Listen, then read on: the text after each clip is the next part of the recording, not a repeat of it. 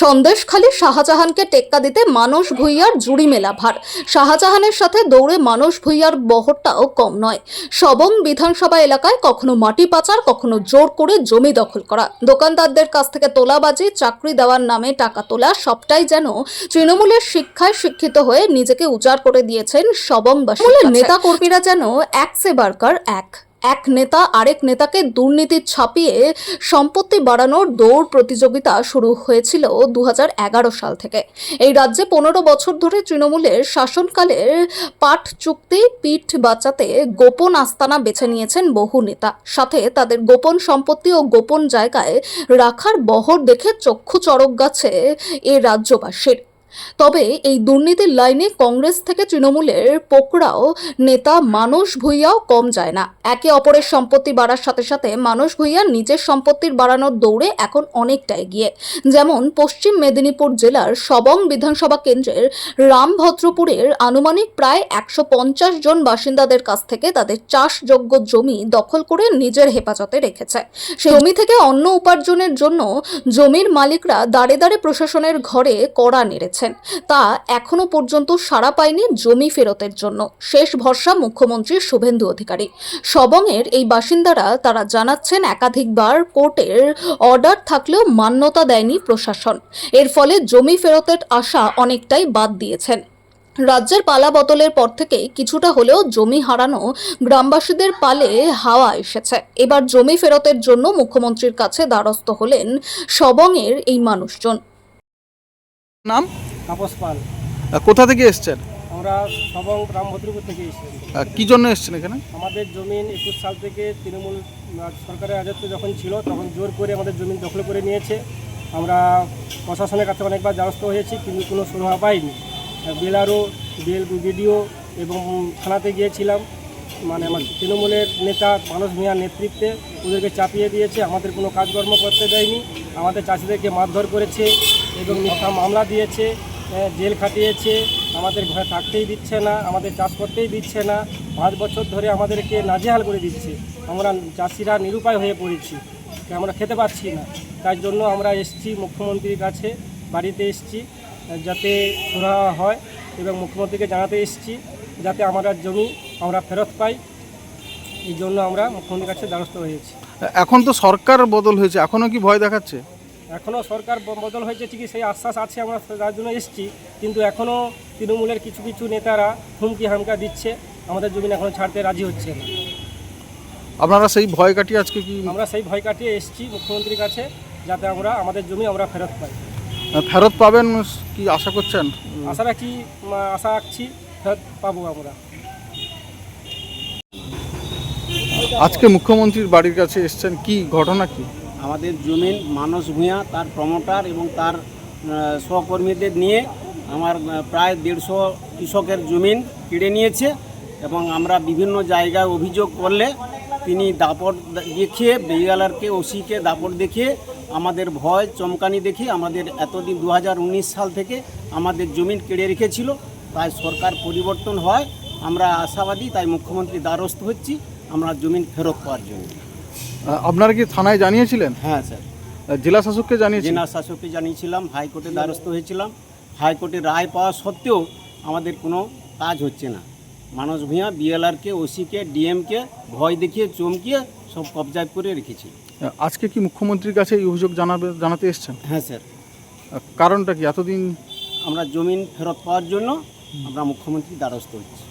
সরকার বদলাতেই কি একটু ভরসা পেলেন? হ্যাঁ স্যার, বলুন এটা। হ্যাঁ, আমরা সরকার বদলাতে আমরা আশাবাদী হয়ে মুখ্যমন্ত্রী ঘোষণা করেছিল কোনো বেআইনি কোনো কিছু রাখবে না, তাই আমরা আশাবাদী হয়ে আমরা মুখ্যমন্ত্রীর কাছে আসছি। এটা কি ভরসা করছেন? হ্যাঁ স্যার, আমরা ভরসা করে এসেছি, ভয় মুক্ত হয়ে। ভয় মুক্ত করে আমরা আসছি। আপনার নাম? কৃষ্ণ কেশব জা।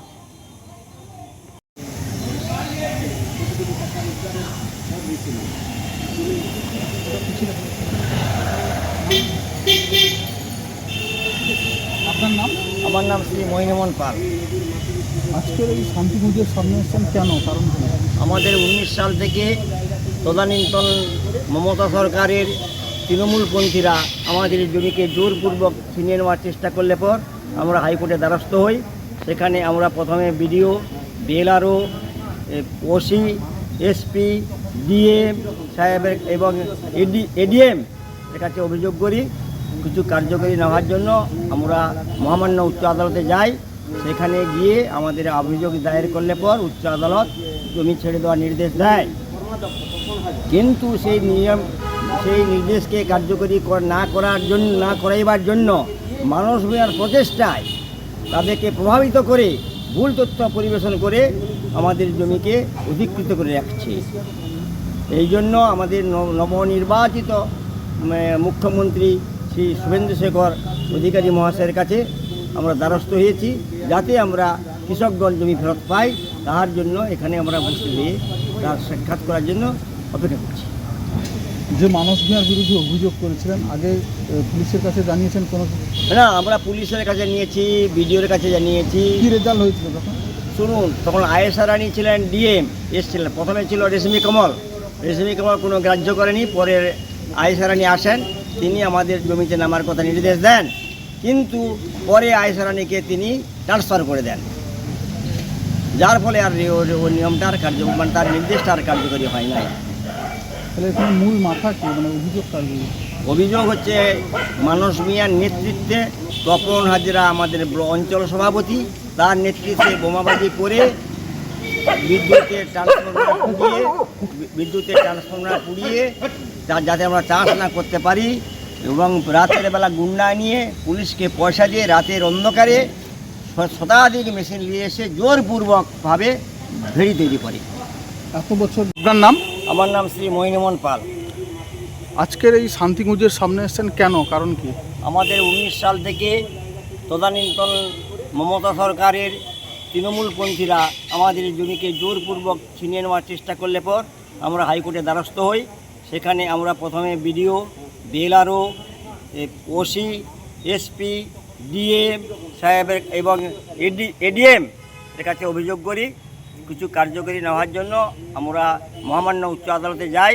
সেখানে গিয়ে আমাদের অভিযোগ দায়ের করলে পর উচ্চ আদালত জমি ছেড়ে দেওয়ার নির্দেশ দেয়, কিন্তু সেই নির্দেশকে কার্যকরী না করাইবার জন্য মানস ভূঁইয়ার প্রচেষ্টায় তাদেরকে প্রভাবিত করে ভুল তথ্য পরিবেশন করে আমাদের জমিকে অধিকৃত করে রাখছে। এই জন্য আমাদের নবনির্বাচিত মুখ্যমন্ত্রী শ্রী শুভেন্দু শেখর অধিকারী মহাশয়ের কাছে আমরা দ্বারস্থ হয়েছি, যাতে আমরা কৃষকগণ জমি ফেরত পাই। তাহার জন্য এখানে আমরা বসে হয়ে তার সাক্ষাৎ করার জন্য অপেক্ষা করছি। যে মানস ভূঁইয়ার বিরুদ্ধে অভিযোগ করেছিলেন আগে পুলিশের কাছে জানিয়েছেন কোনো? না, আমরা পুলিশের কাছে নিয়েছি, বিডিওর কাছে জানিয়েছি। কি রেজাল্ট হয়েছিল তখন?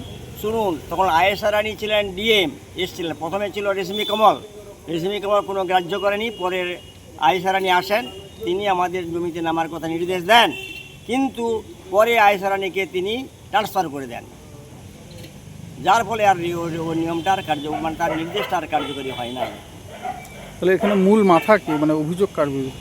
অভিযোগ হচ্ছে মানস ভূঁইয়ার নেতৃত্বে তপন হাজরা আমাদের অঞ্চল সভাপতি, তার নেতৃত্বে বোমাবাজি করে বিদ্যুতের ট্রান্সফরমার পুড়িয়ে যাতে আমরা চাষ না করতে পারি, এবং রাতের বেলা গুন্ডা নিয়ে পুলিশকে পয়সা দিয়ে রাতের অন্ধকারে শতাধিক মেশিন নিয়ে এসে জোরপূর্বকভাবে ভেড়ি তৈরি করে। এত বছর দখলদারি হয়েছে, এখন কি সেই ভয় মুক্ত হয়েছেন সরকার বদল হতে? ভয় মুক্ত হয়েছি বলেই তো আমরা এখানে অধিকারী মুখ্যমন্ত্রী শুভেন্দু বাবুর বাড়িতে এসে অভিযোগ দায়ের করার অধিকারটুকু পেয়েছি। ভরসা করছেন যে আপনাদের জমিটা ফেরত পাবো, জমি ভরসা রাখছি, ফেরত পাবো।